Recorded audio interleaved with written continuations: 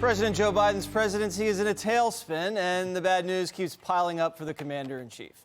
His spending agenda stalled, and Democrats are divided over how to spend these trillions. Biden's poll numbers are cratering to an all-time low, inflation ramping up with prices surging, and now add the jobs disaster to the list. Only 194,000 were added in September, far below the estimates anticipating 500,000 jobs would be added. It's the worst jobs report of his presidency so far, but don't worry, Biden says he's making real progress. Today's report has the unemployment rate down to 4.8%, a significant improvement from when I took office. The monthly totals bounce around, but if you take a look at the trend, it's solid. Things in Washington, as you all know, are awfully noisy. Turn on the news and every conversation is a confrontation. Every disagreement is a crisis. But when you take a step back and look at what's happening, we're actually making real progress. Maybe it doesn't seem fast enough. I'd like to see it faster. We're making consistent, steady progress, though. And just yesterday, Biden was bragging about the unvaxxed being fired. More lives are being saved. Let's be clear. When you see headlines and reports of mass firings and hundreds of people losing their jobs, look at the bigger story. So he's saying it's good that unvaxxed Americans were laid off. Kennedy, the recovery is stalling. That's clear. This was a V, and then it started to fade. And there's millions and millions of jobs still open, about 11 million, and Americans really aren't trying to fill them. Well, the White House can't make sense of it. And I think one of the biggest things they have going against them is they're being completely disingenuous with the messaging. And it's actually okay to let people know that sometimes things aren't going great. And unfortunately for this administration, a lot of things are going wrong. And that's showing up in the polls. You know, the Quinnipiac poll that we showed, every single measure of the president is underwater. The economy, coronavirus, immigration, taxes. Afghanistan, taxes, inflation. It's all bad for him. And, you know, things like inflation, Sandra will tell you, that's not getting better anytime soon. And even the Fed, which was doing the same thing the White House did, which is try to paint this short-term rosy picture, now they have to admit that it's a long-term problem. And I get really sick of sitting through briefings from the president and from Jen Psaki and the communications team where they essentially are lying to people. Yeah. What about what you just said, Richard? If you have a problem in this recovery, why doesn't the president just say, listen, we've slowed it down. Here's what I'm going to do to address it. Just be patient. We got this. Instead, he just spins and lies, and that's why people don't trust him.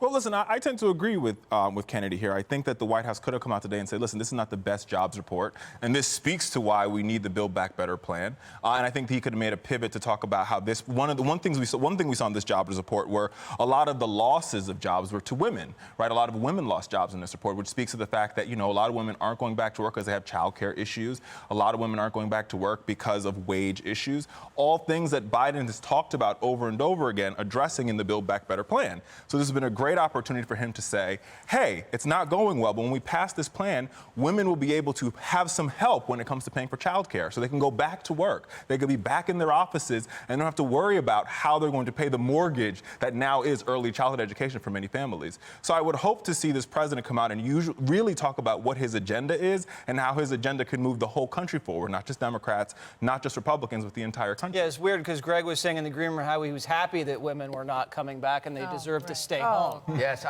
you know what? I wish you'd kept that private. But now everybody knows what a sexist pig I am. Every time I hear Build Back Better, I just want to say, Build Back Brandon, Build Back Brandon. If Joe's poll numbers are really in the toilet, maybe activists might form a line outside to talk to them. Oh, yeah. I like it. It's Friday and I don't care. All right, could you imagine if Joe faced the same scrutiny as Trump did? Or if Trump faced the same scrutiny as Joe Biden did? So if Trump would either be the greatest president that ever lived if he had the Joe treatment, and Joe would be the worst president that ever lived if he got the Trump treatment. I find that highly interesting, I think. This guy has been in politics for over a half a century, and he sucks. So this isn't really a comment on Biden. It tells you that politics, the longer you're in it, the experience doesn't improve your competence. In fact, it might be the reverse. Look at Fauci. Yeah. Been there forever. Yeah, it might be. This could be a condition where the more you're in something, the worse you become. Which is when you compare Trump, who was never in politics, who did more in a year than Biden did in a lifetime. No political experience, right? You love him or hate him emotionally. Oh, he hurts me so much. He did a lot. Have we talked about North Korea in a while? Anyway, the fact is, Biden's been around forever. He's terrible, awful. But you look at a lot of people, it's not just him. It's Kerry as well. It is Fauci. It is Pelosi. The longer people are in this machine, the worse it is.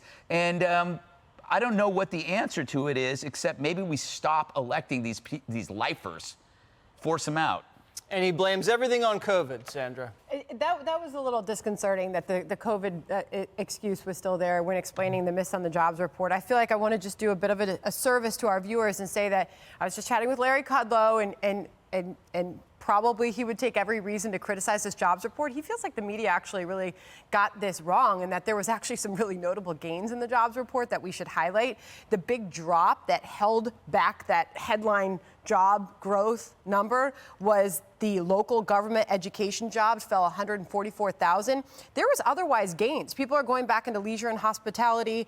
I think you saw a gain in entertainment, the recreation sector. There were actually some notable gains and average hourly earnings did go up. So I don't want to take away from that. Are those gains? Are those gains when you're just going back to what was there? Yeah, we're but still the point is the loss in the government education is more seen as seasonal. Anyway, that being said, to your point about messaging, when I saw Joe Biden speaking at that podium today, obviously there wasn't a real opportunity to take a victory lap. But the messaging and the acknowledgement of the reality of the situation when it comes to inflation, he's polling horribly when it comes to inflation. People don't want to be spending more for absolutely everything. He's got a major supply chain crisis going on right now to the point where we're going to our local pharmacies and grocery stores and they don't have our basic needs. I mean, this is a huge problem that has to be acknowledged by this administration. You are not seeing that happen. But the other thing was he used that speech today after the jobs report to talk a lot about and to pitch his infrastructure package as a way to get people back to work. Well, fine. Then separate the two massive bills, take a straight up or down vote on the standalone infrastructure bill if that's the key to getting people back to work. Why doesn't he ask Congress to do that? But he can't do that because they're now on a two-track. If the moderates vote for the 1.5 infrastructure, they're probably not going to go for the 3.5 trill. But at least the president gets a win. You know, to Sanders' point, at least he gets when they need it desperately, given these poll numbers. Do it. It's just, horrible politics all the way around. It'd be a huge win. Yeah. Bipartisan. We need a win. America needs a win. Forget about Biden.